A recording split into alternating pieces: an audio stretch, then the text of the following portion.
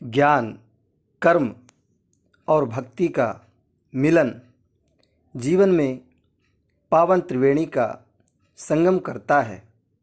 भारतवर्ष के ऋषियों ने यह मंदाकिनी प्रवाहित की है, जिसे ऋषि परंपरा के मनीषी पूज्य पंडित श्री श्याम नारायण शास्त्री जी ने निर्वहन किया है, जिनके श्रीमुख से भारतवर्ष के प्रथम राष्ट्रपति डॉक्टर राजेंद्र प्रसाद जी ने 11 वर्षों तक श्री राम कथा का श्रवण कर उन्हें मानस कथा विशारद उपाधि से अलंकृत किया था। उसी ऋषि परंपरा को शास्त्री जी के एकमात्र सुपुत्र पूज्य संत श्री राघव ऋषि जी व पौत्र प्रसिद्ध भजन गायक श्री सौरभ ऋषि जी आगे बढ़ा रहे हैं।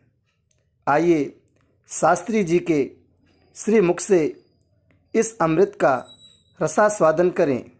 साथ ही आपसे विनम्र निवेदन है कि जन कल्याण के हेतु इस वीडियो को लाइक कर अधिकाधिक शेयर कर ऋषि आश्रम चैनल को सब्सक्राइब भी करें।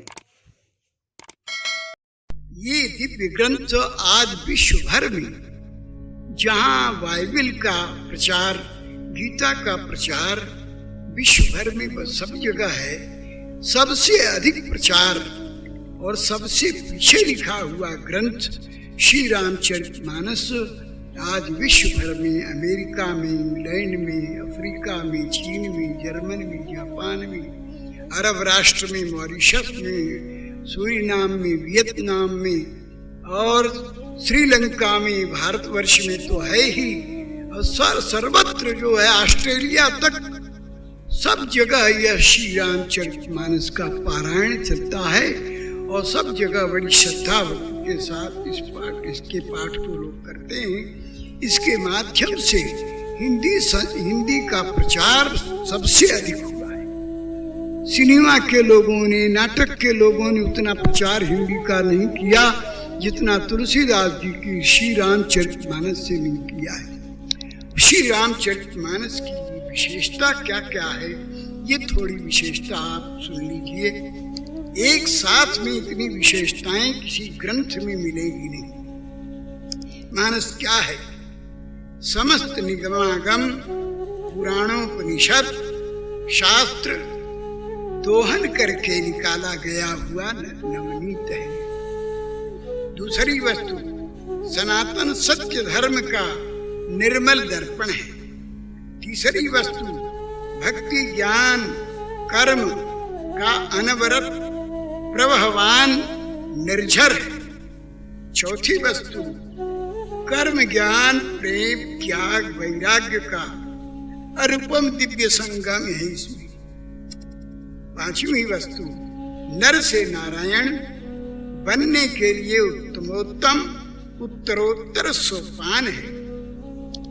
छठवीं वस्तु अन्याय, शोषण, विषमता, स्वार्थपरता, भ्रष्टाचार आदि मानस रोगों के विनाशार्थ यह उत्तम औषधि है। सातवीं वस्तु समस्त वेद, पुराण, उपनिषद, शास्त्रों के अधिकांश प्रश्नों का संक्षिप्त, सरल, सरस भाषा में निर्भ्रांत उत्तर है। आठवीं वस्तु हिंदी पढ़ने पढ़ाने वाले लोगों के लिए बिना गुरु के ये ग्रंथ स्वयं हिंदी का संपूर्ण ज्ञान कराने में एकमात्र सक्षम है।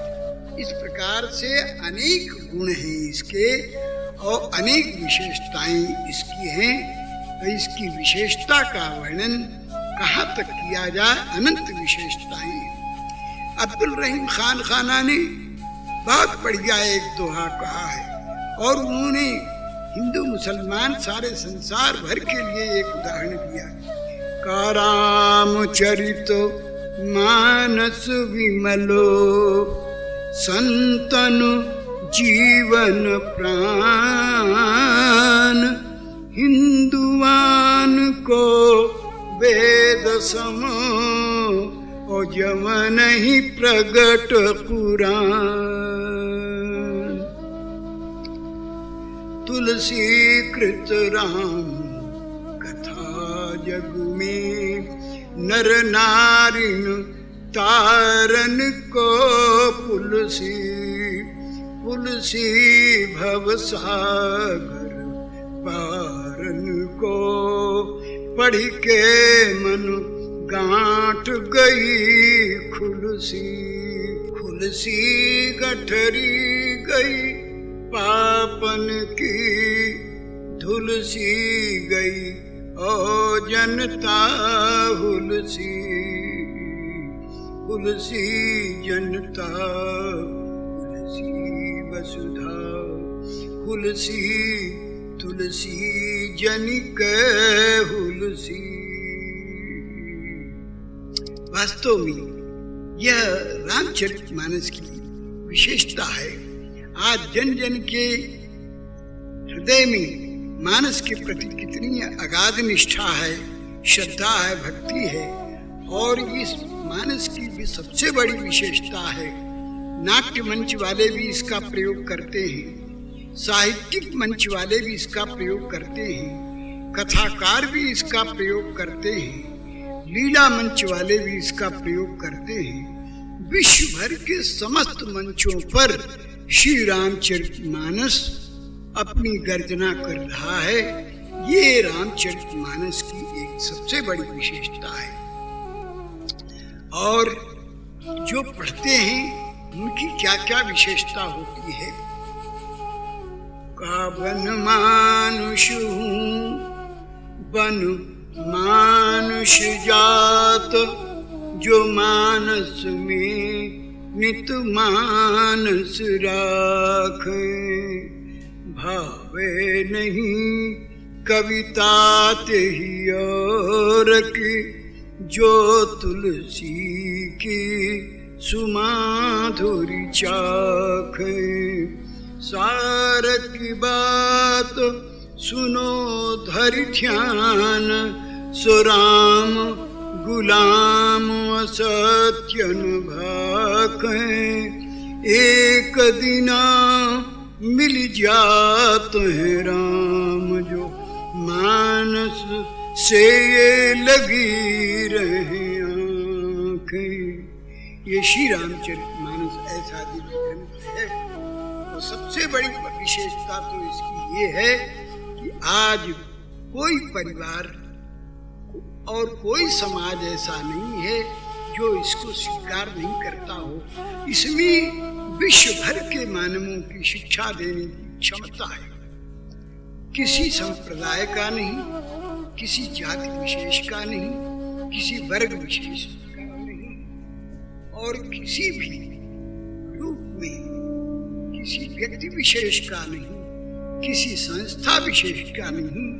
ये विश्व भर के समस्त मानवों को मानवादर्श दिखाने के लिए इससे बढ़कर के विश्व के इतिहास में कोई ग्रंथ है नहीं। निष्पक्ष भाव से यदि आज श्री रामचरितमानस के आधार पर लोग अपने जीवन को सुधारने का प्रयास करें, निस्संदेह सारा विश्व सुधर जाए।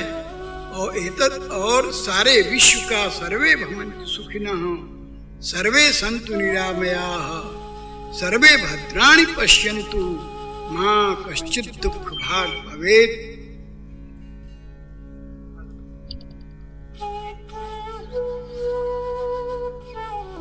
श्री रामचरितमानस की जितनी विशेषता कही जाए